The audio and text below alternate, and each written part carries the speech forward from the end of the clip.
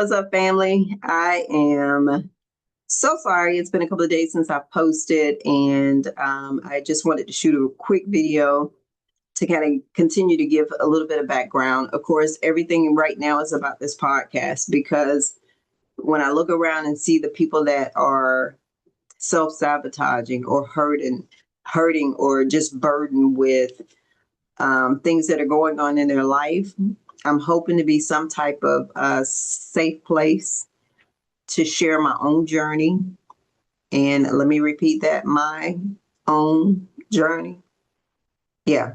So you may or may not be able to relate, but my first episode really is going to be how I got here.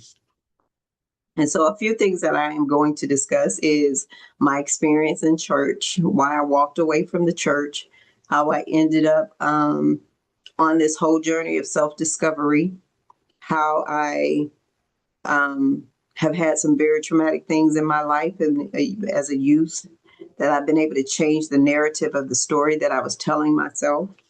I believe people are struggling right now because they're looking for the answer and they don't trust the God that they've been taught and shown. I believe that for the most part, many of us have it wrong. Those who are wholeheartedly believers in their religious nature, you have spiritual narcissism, you have people that, do as I say, not as I do. And you have those preachers that just can't explain everything. They just, the word is this, the word is that. But I do recall in that same word that they teach from, I believe it's Isaiah, when he says that your thoughts are not my thoughts, that my thoughts are not your thoughts, neither are your ways my ways. So we don't fully know, but we do know, love yourself as you love your neighbor. Love the Lord thy God with all your heart, mind, and soul. That of all these three things in Galatians, faith, hope, and love, that love is the greatest of them all. So what I am proposing is the universal language of love and compassion. And when I first started looking for it, I found more outside of the church than I did in the church. And so after walking away from church I probably didn't go for 6 years, I was at a non-church event in Orlando when this gentleman comes up on stage and he's teaching, he's talking. He wasn't preaching because it was a non-church event, but I was just so captivated and on his every word. Like, this man sounds like he's been eavesdropping on my thoughts. And I started following him, and that's when I found out he was a pastor. I also realized God knew that if I had known he was a pastor in the beginning, that probably would have been the time that I left to go get something to eat. But I feel like many of you you've experienced some church hurt, or you've seen people that have lived out what they say is the word of God, and you may be feeling like, well, I don't want that. And I am here to say that there is a better way. There is a safer, softer, more compassionate way. And what I am going to do, I'm not a preacher. I'm not going to get deep into that. But on the first episode of how I got here, I will talk about the scriptures that stood out to me. I've asked questions. I've been kicked out of churches, y'all, 3, because of asking questions that they either couldn't answer or felt disrespected by me asking. Either way, I just want to say thank you for that, because it was those moments that pushed me to really explore what a relationship with God really looks like. And that and my pastor have been a saving grace. And even to the point where sometimes I talk to people in the church and I'm like, are you listening to the same pastor I listen to? But it's an individual responsibility. And so Silence the Inner Me is about accountability. Accountability about your inner dialogue. It's about your decisions. It's about the things that you do. People don't disappoint you. It's your expectation of them that disappoint you. And oftentimes we have an expectation of someone based on our understanding that we feel like what they should have done is what they do is none of your business. What they think about you is none of your business. What you do and how you respond to them is all of your business. So it's about taking accountability for the decisions that you've made, and even showing you how that if you're suffering from a broken heart right now, how you may have broken your own heart.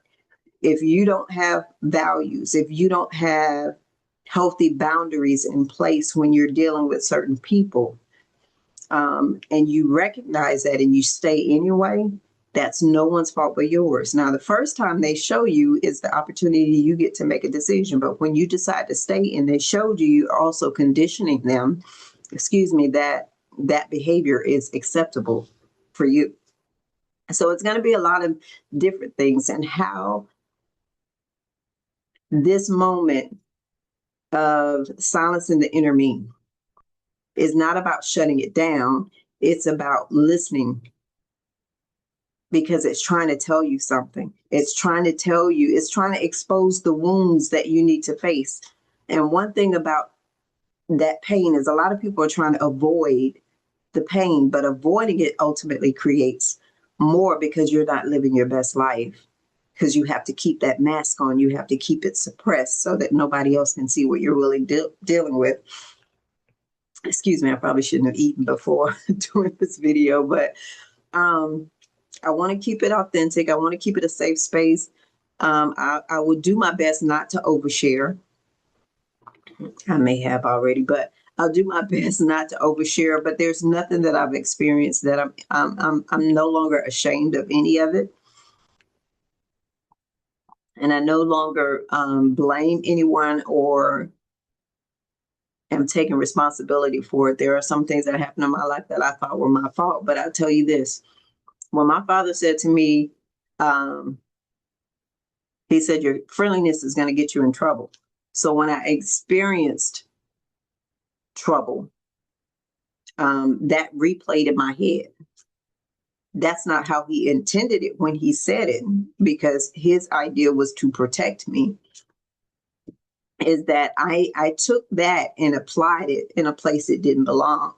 So there are many of us that have certain experiences. It's like, what outdated reference are you using in a given situation? Fear is one of two things. It's either physical danger or psychological. Majority of it is psychological. We're fearing the possibility of a thing. So silence the enemy again is for those people who are struggling more so with the inner dialogue that they don't even recognize is happening. I was scrolling one day and I heard this young lady say she was dealing with depression, and she was talking to her, and the person she was talking to said, "You're not depressed, you're disobedient." Because there are things that you need to deal with that you're trying to avoid, but you can't go on to the next phase of your life without dealing with it. So just a quick pop in to say, look, the first one I'm probably going to have to record and just drop it, because I haven't figured out this streaming software. And I don't want that to be the excuse and to continue to postpone that. So I'm going to probably go ahead and record it and drop that. But it's the first one is just going to be, how did I get here? And I'm going to bring up certain scriptures that really make me step back and look at how we're living this life that we call saved or Christian. And so, yeah, so this is not, I'm not a preacher, a minister. I am, in a way, every person is a minister of something. And so I'm just going to share with you my journey, and I pray that it blesses you. If it offends you, that means maybe you need to take a look in the mirror, because nothing about what anyone says, like, not to take offense of what someone else believes. And that's how I want to continue to live my life, is to let you be whoever you decide to be. I say what I say. If it's received, if it's received. If it's not, it's not. And that's okay. But what I will not do is continue to watch the people struggle that have more control and power and authority to change it than they currently are. So that's it for now. I'm Shannon Ivory, and I am looking forward to helping you love the life you live while creating the life you love. Have a good night, and we'll talk soon.